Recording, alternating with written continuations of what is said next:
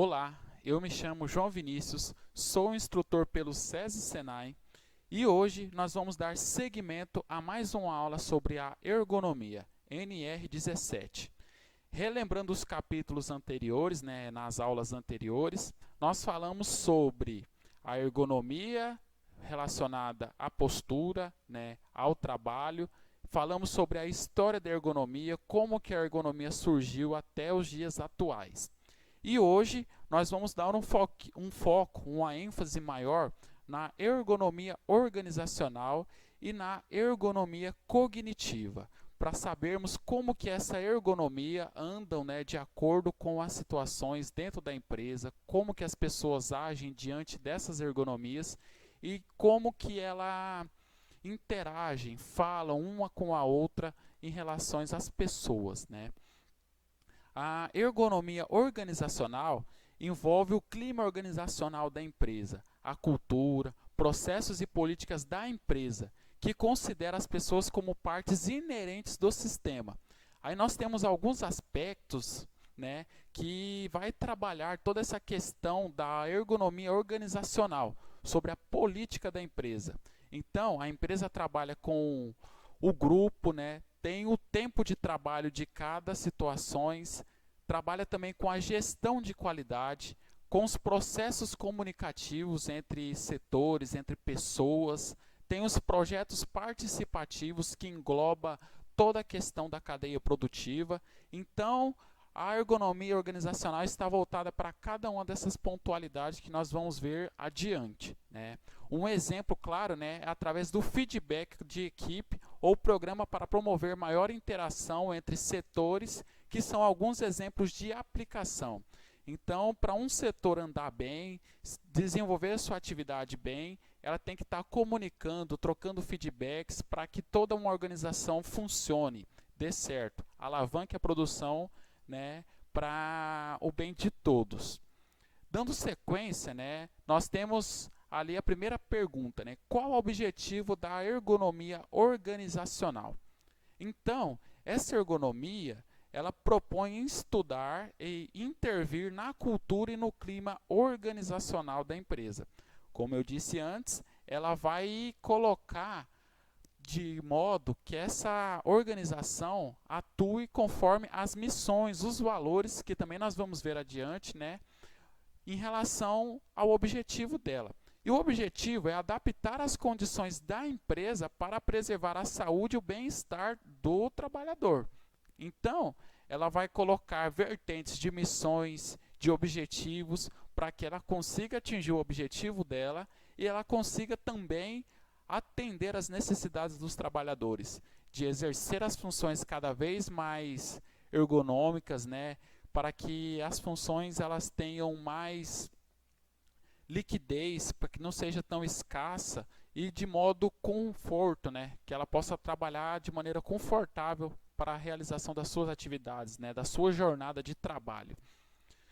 Aí então, um ambiente com um clima organizacional tranquilo, que flui bem, onde tem diversos feedbacks, há bastante comunicação, que também nós vamos ver mais adiante, que tem a troca de valores.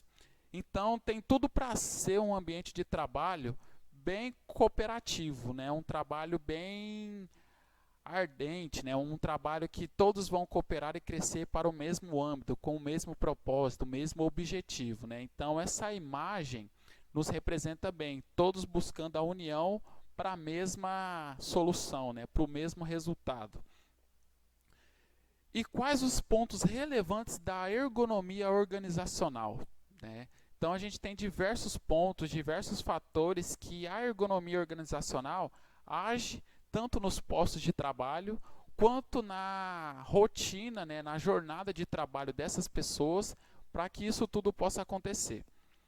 Então, o primeiro ponto é a comunicação. Como eu disse anteriormente, a comunicação é o fator primordial para que esse clima organizacional, essa ergonomia organizacional possa fluir.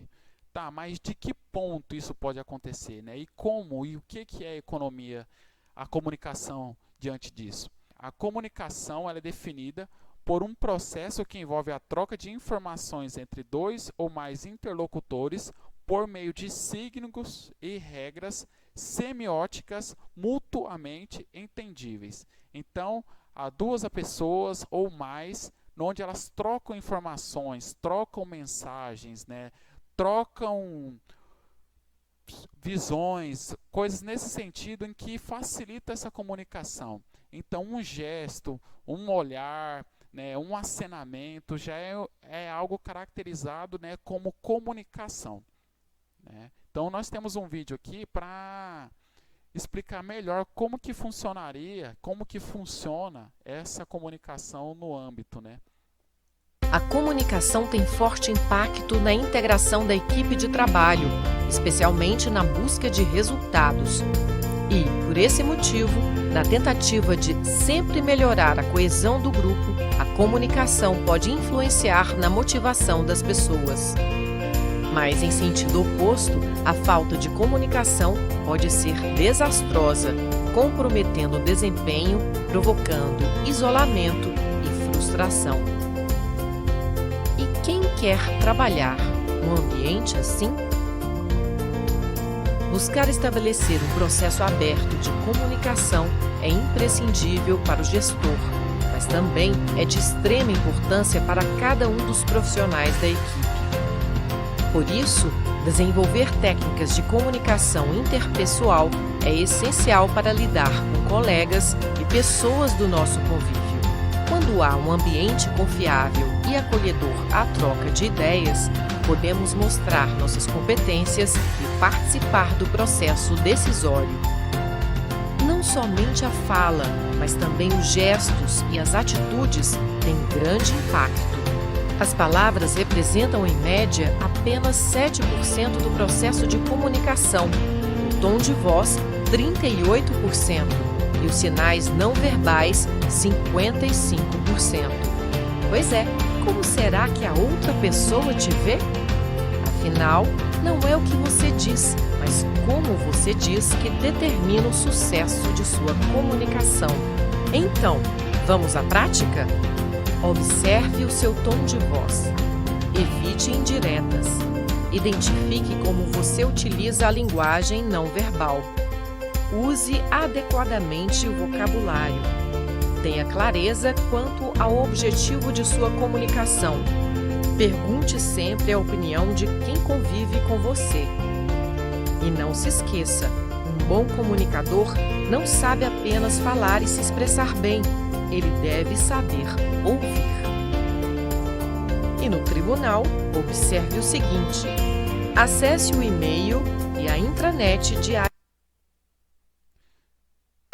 Dando sequência ali, né, nós conseguimos visualizar no vídeo que 55% dos gestos, né, uma maneira de olhar, uma maneira de acenar um braço ou apontar, representa 55% da comunicação dentro da empresa, né? Então, essas questões acabam influenciando bastante e comprometendo até a comunicação. Então, de tal forma, né, então isso acaba sendo prejudicial. O policiamento, né, na hora de você conversar com a pessoa, de fazer um gesto, né, de você escolher as palavras, isso vai influenciar muito naquela comunicação para que ela seja bastante produtiva, né, para que ela possa atender as expectativas do que você deseja se comunicar e pensando na pessoa que vai receber aquela mensagem que você está pensando em transmitir a ela, certo? Então a comunicação é primordial. Todo o aspecto organizacional, a comunicação vem em primeiro lugar. Para os processos fluírem, a comunicação ela precisa ser primordial.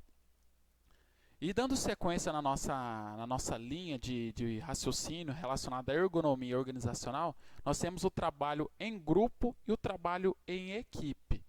E o que define esse trabalho em grupo e esse trabalho em equipe, né? O trabalho em grupo e equipe é quando ou uma sociedade resolve criar um esforço coletivo para resolver um problema, né? Se todos têm o objetivo de chegar até um ponto, então todos vão trabalhar em virtude para que aquele resultado seja obtido, certo? Por exemplo, Na empresa onde vocês atuam, né, tem a meta mensal, a meta semanal e a meta diária de produção, certo?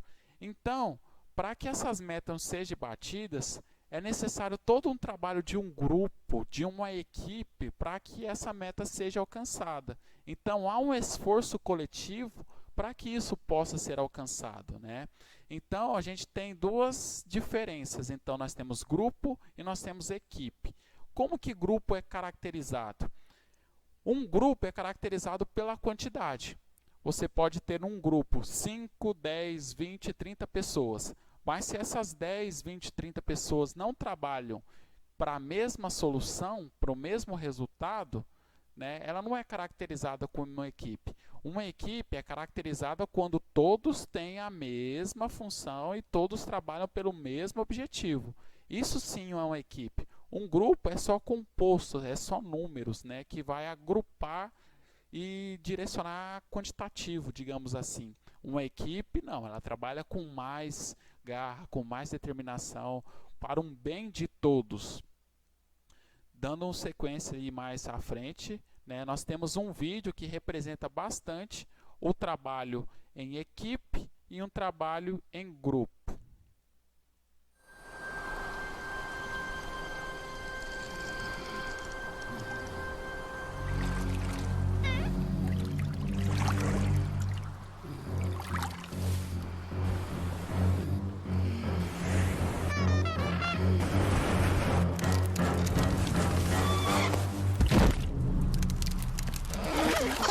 It's smarter to travel in groups.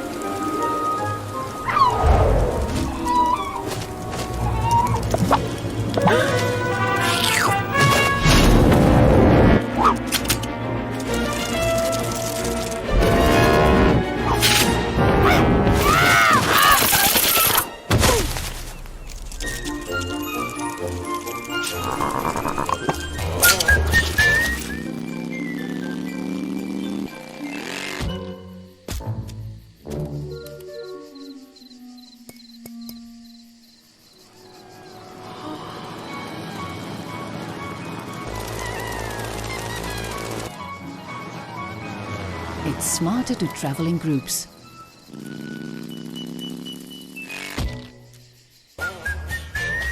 Take the bus. The lane. Então nós conseguimos caracterizar isso de maneira bem representativa nos vídeos. Nós observamos, né, que no primeiro vídeo, né, tivemos a atuação dos pinguins em relação a um ataque de um tubarão ou de uma baleia. Então, eles trabalharam em grupo e em equipe somente quando teve a necessidade ou sofreram algum tipo de risco, né? Então, eles se uniram para combater aquilo. E que depois virou tudo universal, né? Cada um seguiu o meio dialético de que conseguiram resolver aquele problema, então cada um tomou um rumo. Assim aconteceu com a mesma forma nas formigas, né? Na hora que conseguiram combater o tamanduá. Da mesma forma aconteceu no vídeo após as formigas, né? Em relação a ave, o pelicano que queria comer os caranguejos. E a gente teve uma noção bem perceptiva no último trecho do vídeo, onde tivemos os vagalumes, né? Que eles estavam trabalhando em equipe para vencer, né? Eles tinham o objetivo de chegar a algum lugar, né? Estava todo escuro naquela mata, então eles trabalharam em equipe desde o começo. Então foi bem representativo esse vídeo, dessa forma, para definir grupo, equipe. Mas todos levam praticamente ao mesmo conceito, né? Onde todos vão trabalhar juntos, medindo esforços, né? Para chegar no mesmo resultado, no mesmo objetivo. Então aqui nós temos também aquela questão do trabalho ergonômico, né, na ergonomia organizacional, o trabalho cooperativo e o trabalho colaborativo. E o que isso quer dizer entre trabalho cooperativo e o trabalho colaborativo, né? Só para ter a definição. Ser colaborativo envolve mais do que apenas compartilhar informações e estar presente em reuniões. Isso é cooperação, certo? Você entrar no trabalho às 7 horas da manhã, trabalhar de acordo com as normas da empresa, sair somente no horário que a empresa determina, conforme a sua jornada de trabalho, não faltar, guardar seus utensílios de trabalho no local correto, isso tudo é caracterizado como cooperação. Você está cooperando com as regras, com as determinações da empresa para que seja alcançado. Agora, colaborativo, a colaboração acontece quando todos estão envolvidos em um processo de solução e ou melhoria. Então, você vai colaborar para que algo possa se tornar realidade ou possa solucionar algum problema. Exemplos. Surgiu um imprevisto numa esteira de trabalho de vocês, digamos assim.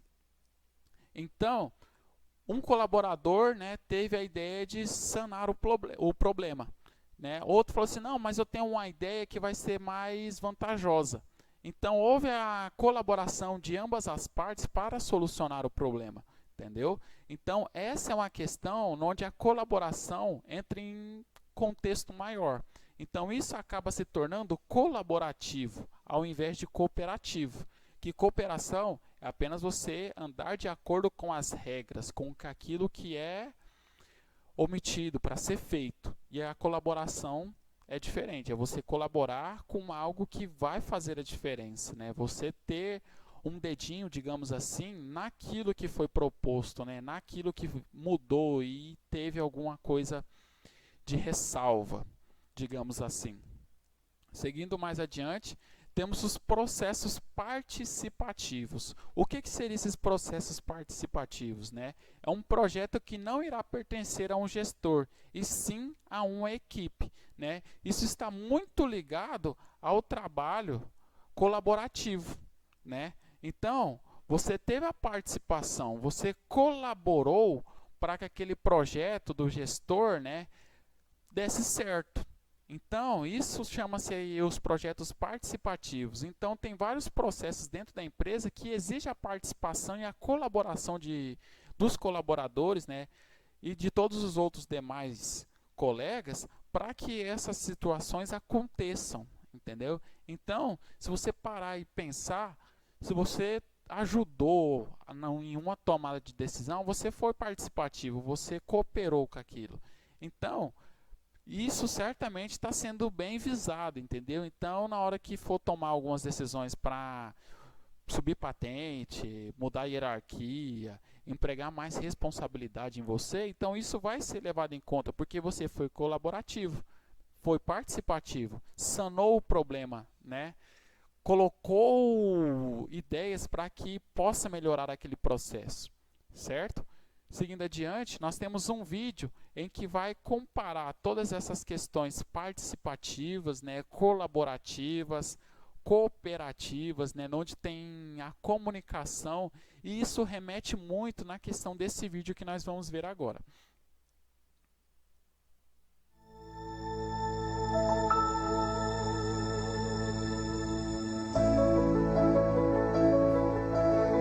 Senhores, eu trouxe contratos. Se vocês assinarem e fizerem a parte de vocês, nós teremos sucesso. Recebo gratificação por assinar o contrato? Pois é. Sim, senhor. O senhor se torna um vencedor.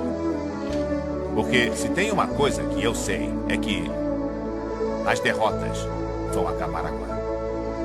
A partir de hoje, vocês vão jogar como vencedores, agir como vencedores e, o que é mais importante, vão ser vencedores.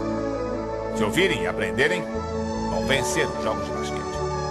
E, senhores, vencer aqui é a chave para vencer lá fora.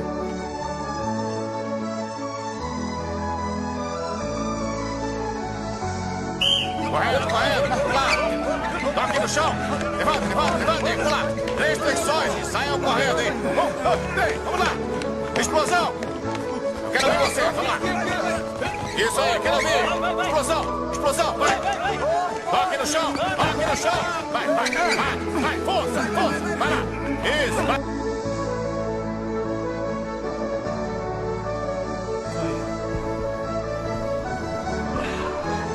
Qual é o seu maior medo, Sr. Cruz? Ser inadequado? Desiste, Sr. Cruz. Vá pra casa.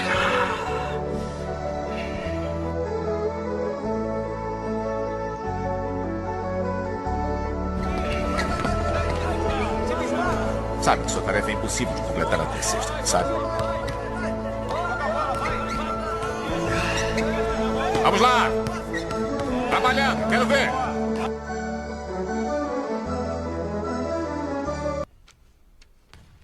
Aqui.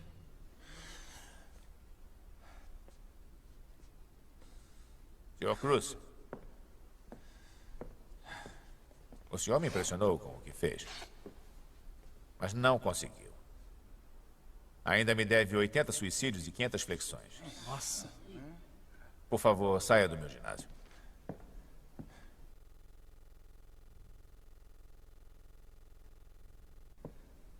Obrigado, Clyde. Senhores, eu os vejo amanhã. Eu faço as flexões por ele.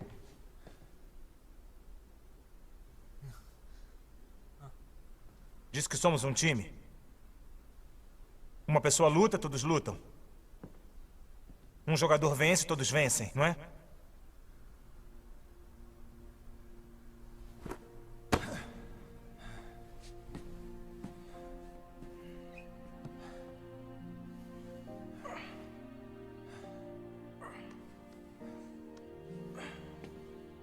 Faço umas.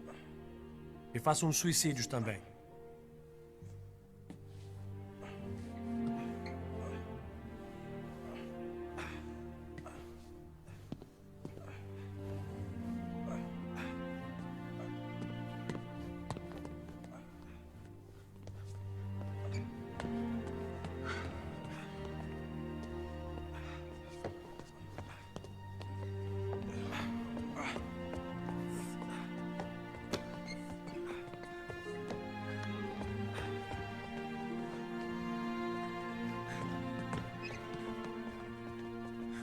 Eu também faço alguns.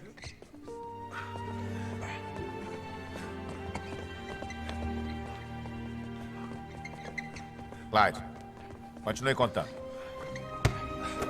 Me ligue quando terminarem.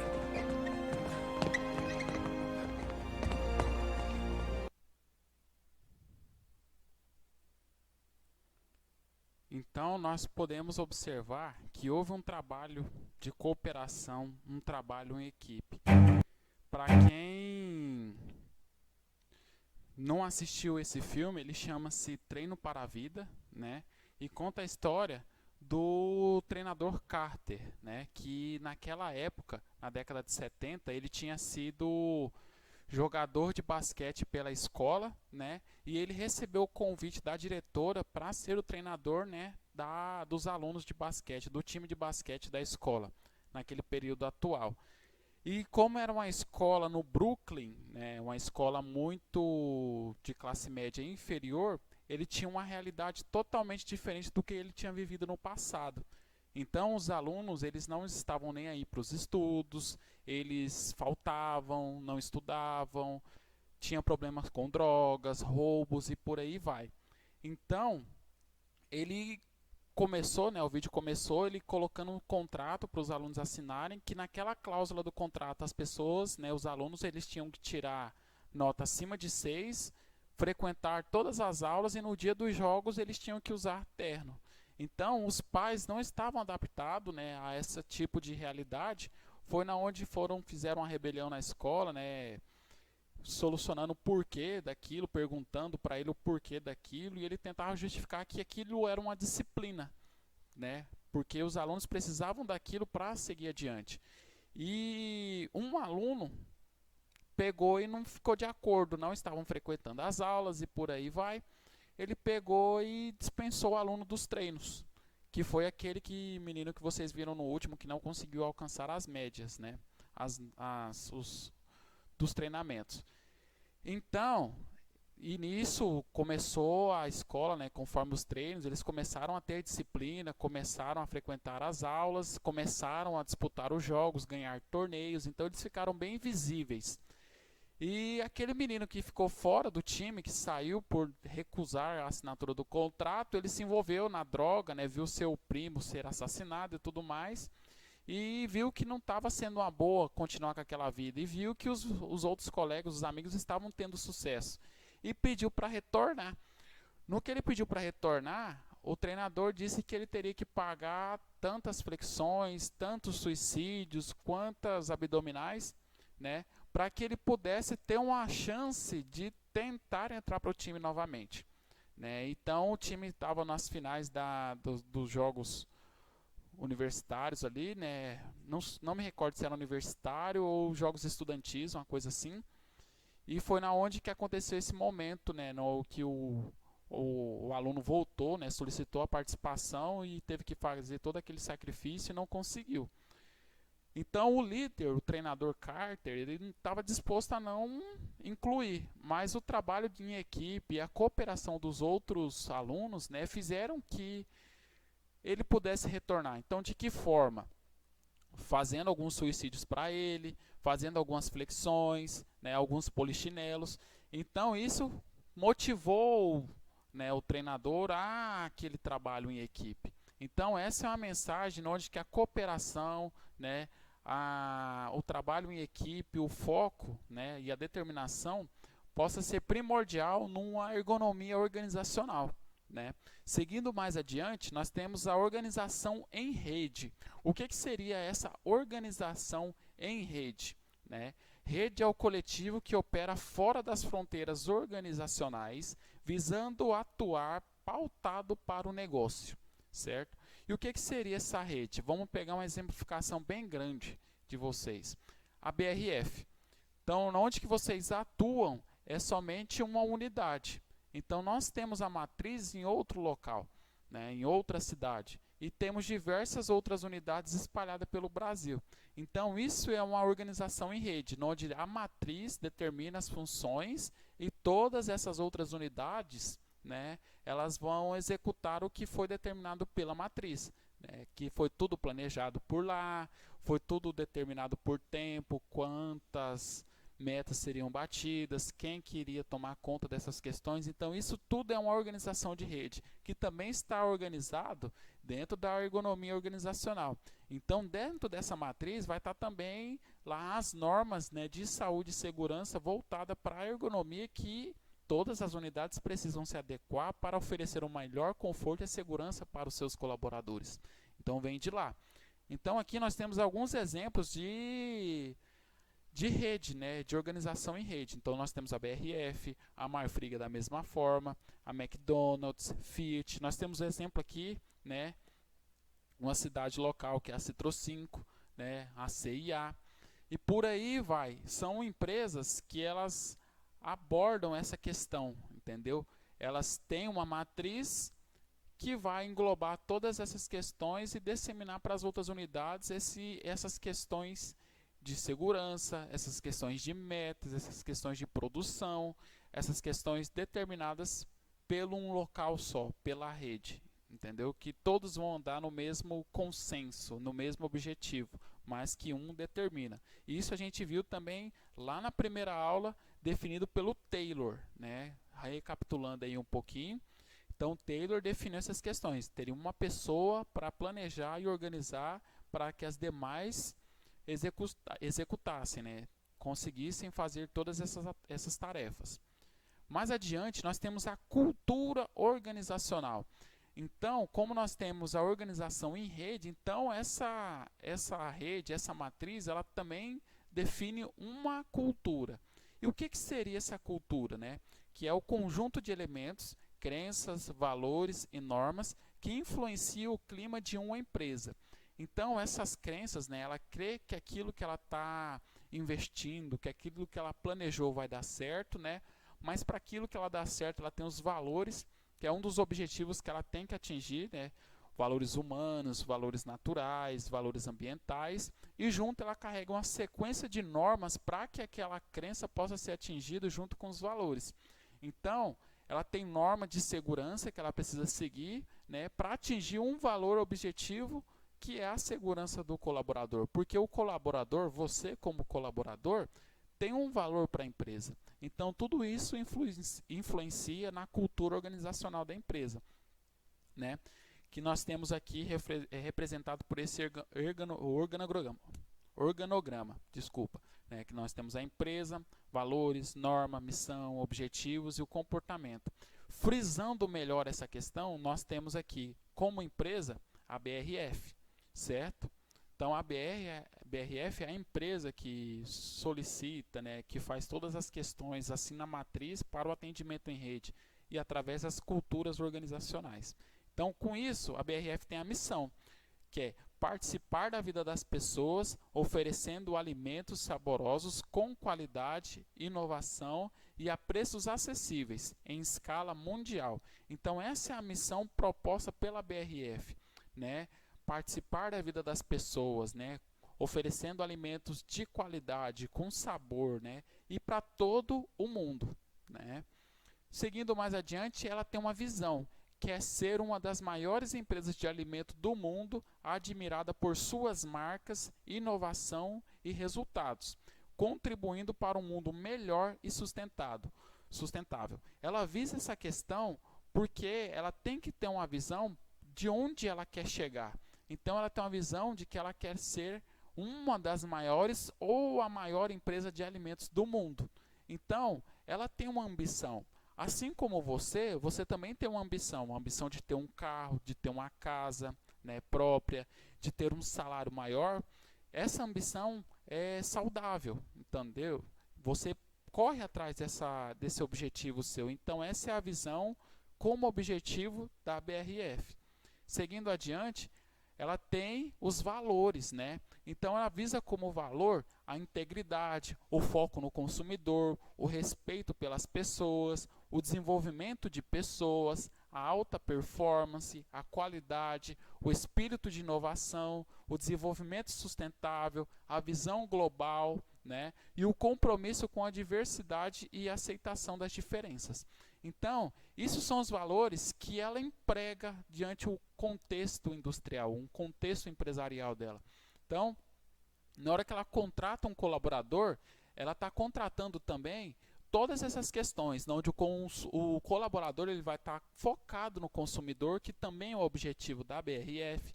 Ela vai estar contratando a pessoa que ela vai fazer um compromisso com a diversidade, né, das pessoas, a diversidade dela ser homossexual ou não, dela ser negra ou não, entendeu? Então ela está contratando e esses valores vão agregar toda a questão da cultura organizacional da empresa, porque nenhuma pessoa é igual a outra, nenhuma empresa é igual a outra. Então tudo isso que ao longo da trajetória da empresa vai agregando a ela, isso é determinado como valores, certo? Mais adiante, nós temos as normas. Então, ela também precisa se prevenir, né, para que a gestão de riscos dessa empresa, né, da BRF, seja bem planejada, seja bem calculada, para ela fornecer saúde, segurança, conforto para os seus colaboradores, né? E não só para os colaboradores, ela tem que ter uma gestão de risco, né, para ela não degradar o meio ambiente, para ela tratar todas as pessoas de maneira igual, uniforme, entendeu? Então, tudo isso é gestão de riscos que ela tem que planejar para que atenda toda essa missão que ela tem, toda essa visão, todos esses valores. E os comportamentos vai remeter na questão, né, de 5 capitais que ela oferece, né, que é o capital financeiro, que ela precisa arrecadar com os produtos para oferecer o pagamento do salário de vocês, né, para fazer novos investimentos, para contratar novas pessoas, né? Ela precisa fazer todo esse comprometimento, né? E os comportamentos relacionados ao capital intelectual das pessoas, que todos temos um intelecto, né? Fazer o capital humano, né? Para saber tratar as pessoas, né? O capital social, o trabalho social que a BRF vai fazer, né? Então temos diversos programas que a BRF faz através do social, né? Um deles que a gente pode frisar bem, que é um programa de voluntários que a BRF tem, então é muito interessante, né? E nós temos o capital aí da natureza. Então, todos esses comportamentos vai agregar toda uma estrutura de cultura organizacional que a empresa oferece. Então, isso vai agregando, fazendo que a bagagem da empresa possa ser rica, né? Para que outras pessoas olhem para essa bagagem, com que isso que a empresa faz, e motivem as pessoas de fazer parte desse time, certo? Seguindo adiante, nós vamos entrar agora um pouquinho na parte da ergonomia cognitiva. O que seria essa ergonomia cognitiva, né? Que trata dos processos mentais, como raciocínio e memória, né? Que vai utilizar do trabalhador na realização das funções. Então, para determinada função, existe uma parte cognitiva que ela tem que ser desenvolvida, né? Que ela precisa estar bem mentalmente para realizar aquela função, né? E a influência nisso é a interação com os outros fatores. E que fatores seriam esses? A tomada de decisões, o estresse profissional, a interação entre o homem e a máquina, né? A carga mental, a confiabilidade da humanidade em relação a isso. Então, isso tudo faz parte, né, da ergonomia cognitiva, que tem como intervenções, né, desse tipo, que envolve ações de treinamento e desenvolvimento de funcionários. Então, a empresa, o âmbito empresarial, ela precisa desenvolver essas questões cognitivas para saber o colaborador, né, se está pensando bem ou não para executar qualquer função, né, se a empresa pode confiar naquela pessoa, né, se ela vai ter um gerenciamento de estresse, né, de raciocínio lógico, né, de tomada de decisões para ocupar determinado setor, para executar determinada máquina ou equipamento. Então, tudo isso faz parte da ergonomia cognitiva. Mais adiante, nós temos aqui o objetivo da ergonomia cognitiva, né? O objetivo dela é buscar medidas que diminuirão os fatores de estresse no ambiente de trabalho. Então, essa ergonomia cognitiva, ela vai trabalhar com o colaborador de forma que vai diminuir esses fatores de estresse, que vai fazer que o colaborador desempenhe sua função naquele setor, naquele determinado posto de trabalho, de maneira que ele não possa gerar estresse, para que possa gerar e acarretar futuras lesões, né, como a gente viu lá na LER e na DORT, como que possa afastar, né, esse colaborador de absenteísmo. Então, esses são os objetivos da ergonomia cognitiva. Trabalhar a mente para que ela esteja saudável, para que a mente tenha saúde para executar as funções. Contudo, nós temos a carga mental de trabalho, né, que dependendo da atuação do colaborador, né, daquilo que ele é tomado a fazer, eleva-se a carga mental desse trabalho. Não só desse trabalho, mas do físico dele e do mental, né? Então, assim, sabemos que temos diversos setores que há uma cobrança enorme para atingir as metas, então isso acaba remetindo, né, sendo influenciado lá na carga mental. Isso faz com que o colaborador se sinta mais pressionado a entregar resultados, além de deixá-lo sobrecarregado. Então, essas tensões, essas cobranças, né, para produzir, né, geram um estresse mental, uma carga mental que vai deixar o colaborador sobrecarregado, né, vai deixar ele pressionado e que isso não vai ser benéfico para ele entregar aquele resultado que a empresa determina, né? Então isso também faz parte da ergonomia cognitiva. A mente faz parte do corpo. A mente, né, o raciocínio, o pensamento está ligado com o cérebro. E o cérebro, ele faz parte do físico, como a gente falou lá na segunda aula. Então, tudo tem uma linha de pensamento, tudo passa pela mesma situação, certo? Seguindo adiante, nós temos aqui uma imagem, né, o que sofre bastante com isso, com a carga mental, são as mulheres. Que as mulheres, muitas trabalham fora de casa, né, têm rotinas de empregabilidade em outros departamentos administrativos, operacionais, e elas se encontram às vezes em chegar em casa, em cuidar do filho, fazer almoço ou jantar, cuidar de casa, cuidar da situação financeira, né? Porque a mulher ela é bastante exigida contra isso, né? Então ela tá bem pendente a sofrer qualquer tipo de carga mental, não só do trabalho, mas o social também.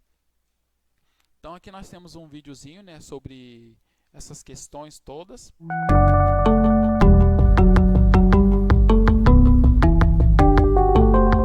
Todos os dias, pessoas chegam aos consultórios de psiquiatras sem saber ao certo como classificar o que sentem. Afinal, transtornos mentais são doenças do cérebro? Apesar do corpo sofrer com os transtornos mentais, o cérebro é sempre o mais afetado. Então, entender esses transtornos também como doenças físicas é importante para o tratamento e para a diminuição do estigma contra doenças mentais e, consequentemente, contra a psiquiatria.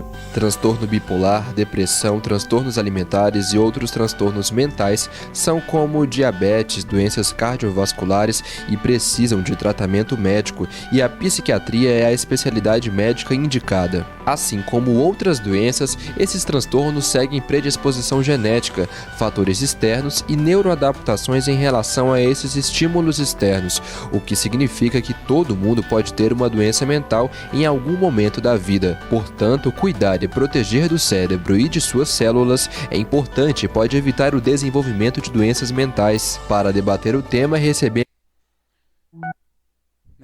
Então, o estresse mental acaba se tornando, né, uma doença mental, né? O estresse acaba deixando as pessoas desmotivadas quanto a isso, né?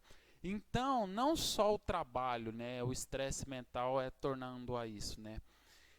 Fatores sociais, como falamos lá na aula anterior, a não prática de atividade física vai trabalhando uma parte do cérebro, da mente, em que a pessoa só vai comendo, não pratica nenhum tipo de atividade física, é sedentário, ela vai mentalizando que ela está gorda, que ela está feia, então isso acaba gerando um estresse mental, né, que vai determinando a desmotivação dela no âmbito social. Então, essas são coisinhas simples que precisam ser trabalhadas justamente para não entrar nessa monotonia, né?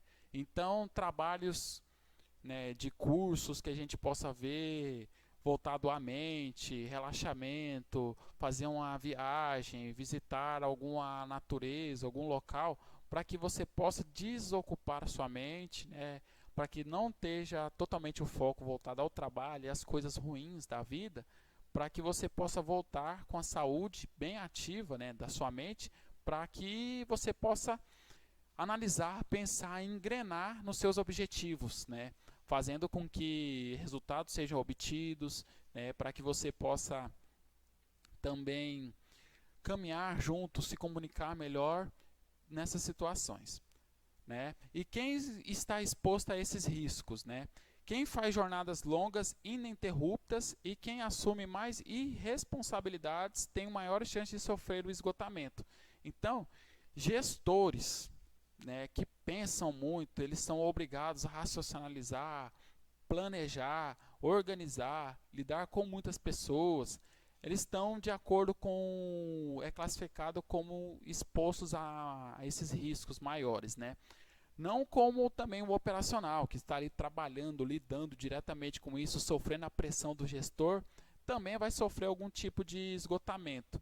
Então, esse esgotamento vai trazendo, né, acarretando fatores na mente que vai deixar você desmotivado, que vai levar você a não bater suas metas, certo? Então, essas pessoas estão a risco. Então, todos nós estamos expostos a esse tipo de risco, certo? Né? E com isso vai acarretar a perca de foco, né? A dificuldade de aprendizado, a incapacidade de tomar decisões, a falta de motivação, a falta de comprometimento e o aumento do absenteísmo. Quando a pessoa não tem foco, né, ela vai ter a falta de comprometimento. Com isso, ela vai arrumar desculpas, né, pretexto para faltar ao trabalho, para arrumar atestado, né? Ela não vai ter motivação para ir para o trabalho. Então, isso acaba acarretando situações que não vai ser benéfica tanto para ela quanto para a empresa, né? E todos não vão conseguir se satisfazer com os resultados. E um necessita do outro para que isso aconteça, certo? e como a ergonomia cognitiva ajuda a evitá-los, né? Essas questões são indesejáveis. Os impactos negativos precisam ser mitigados ou até eliminados. Então, quando você já não tem mais motivação para ir trabalhar, quando você já não tem mais motivação para alcançar seus resultados, então trabalha de qualquer forma, faz tudo de qualquer jeito, né? Então essas coisas, essas situações precisam ser eliminadas ou diminuídas, né? E a estratégia disso precisa ser balanceada, ela precisa ser achada de alguma maneira para que essa ergonomia cognitiva seja melhorada, para que o colaborador possa voltar mais motivado, para que ele possa estar trabalhando junto com a empresa, arregaçando as mangas, para que tudo isso volte ao normal como era no início, quando ele começou, né? Então, como que a gente pode fazer isso, né? Há um planejamento que a empresa pode determinar, né? Oferecer jornadas de trabalho mais flexíveis. Às vezes uma jornada está muito desgastante, né? Conversar com o líder, com o supervisor, para que possa maneirar naquele dia, para que ele possa descansar mais o corpo, descansar mais a mente. Fazer uma criação de um ambiente propício ao aprendizado, então investir em treinamentos, né? Abrir a mente desse colaborador, proporcionar a ele, né, meios que ele possa buscar, né, mais conhecimento, mais recursos para que ele possa se aperfeiçoar ainda mais dentro da empresa e fora da empresa também. Por que não? Né? Fortalecer a comunicação, né? Ele ser aberto com a empresa ser aberta com ele, mostrar o planejamento, o plano de carreira. Então, tudo isso vai motivar o colaborador a voltar ao que ele era antes. E também uma ginástica laboral, não só uma ginástica laboral, fazer algum tipo de exercício físico que vai melhorar o corpo, né? Que com a prática de atividade física libera a endorfina, né, do cérebro, e a sensação de prazer aumenta com os resultados obtidos pessoalmente. Então isso vai fazer com que o colaborador se sinta mais motivado, mais engajado, para que ele possa continuar rendendo, né, tanto pessoal quanto profissional. Isso remete também na questão social da família, porque uma pessoa desmotivada, ele vai chegar em casa desmotivada, vai tratar mal seus familiares, seus filhos, sua esposa ou esposo, né? Então isso vai criar conflitos, onde vai desgastar os relacionamentos familiares também, né? Então, durante essas 3 aulas, vimos bastante sobre a ergonomia, né? Da história, como que a ergonomia surgiu, passamos pela ergonomia física, a ergonomia organizacional e a ergonomia cognitiva. Então percebemos que um acarreta o outro, um depende do outro para se sobressaírem, né? Espero que tenham gostado dessas aulas, né, dessas palestras, e muito obrigado a cada um de vocês e até a próxima.